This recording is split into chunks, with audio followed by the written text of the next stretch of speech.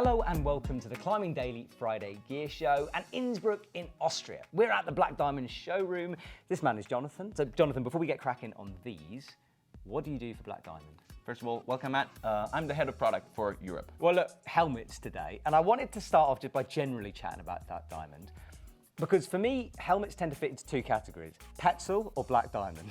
And there's a design. Petzl I find quite bulbous almost sometimes. For me, I do look rubbish in most helmets. I've always loved the streamlined, aggressive look of Black Diamond helmets.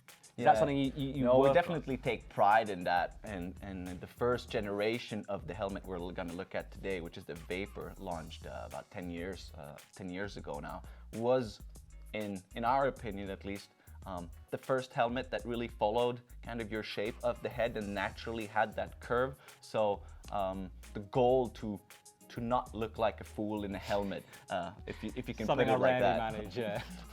Well, okay, let's look at these helmets and look, straight away, I'm gonna pick it up. You've gone for the fast, uber lightweight helmet design with this, haven't you? Yes, exactly. So this is it's a redesign of a current helmet. So we'll call it the Vapor, and we currently have a Vapor. So this guy replaces the current Vapor. And there's some substantial changes. It's lighter, it's more durable, and it looks cooler. Yeah, okay, and obviously with all those vents in it and being lighter, more breathable and cooler on your head, you're not gonna really feel this.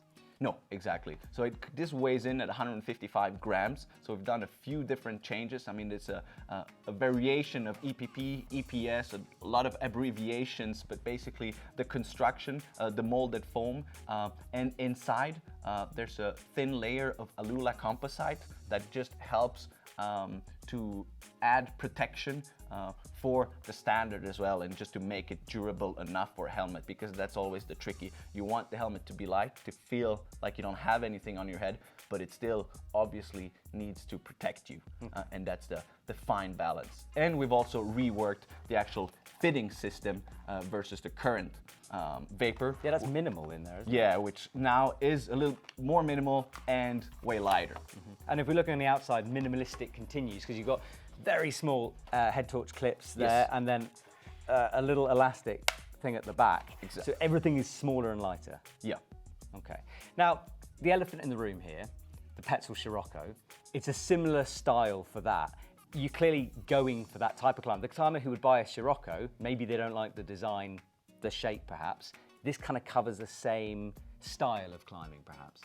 Yeah, definitely. I mean, it is targeted for that elitistic or a person who just wants the lightest and best looking helmet out there. It's definitely higher on the price point, but added durability. And to be honest, when you look at helmet constructions today and across the industry in many brands, there aren't that many materials and ways on how you can do helmets cost efficiently and durable enough. And that's why you see somewhat similarities between lots of helmets out there, and the standards that they have, the requirements they have to pass are also the same, obviously to be, and this one is obviously CE, but also meets the UIAA standard for climbing and mountaineering helmets. I think it's easy to think of a helmet like this as a mountaineering helmet, right? But a lot of my friends, I mean, helmets are being used more for sport climbing as well, something that I think's changed in the last couple of years.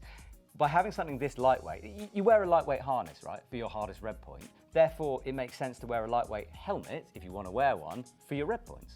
Yeah, no, definitely. And I think we see that progression in climbing now, where the standard for climbing helmets is made for protecting you against falling objects. So there's side impacts and impacts directly on your head. It's actually not designed for a fall, but it'll obviously protect you, and you see that more and more that climbers do.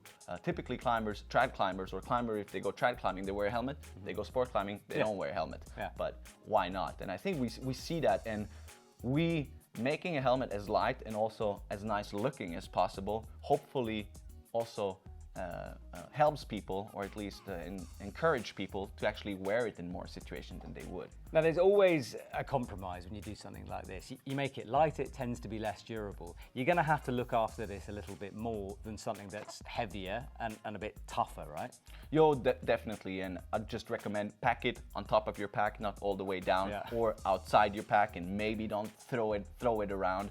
But it'll be way more durable than the current Vapor, which was a little bit of denting just because of the construction. But definitely, like any other personal protective equipment, need to take care of it. Absolutely. Well, I know I'm going to be getting, I think, this white model to try out. So once I've had it on my head for a while, I'll bring you guys a full review. But when can people buy this?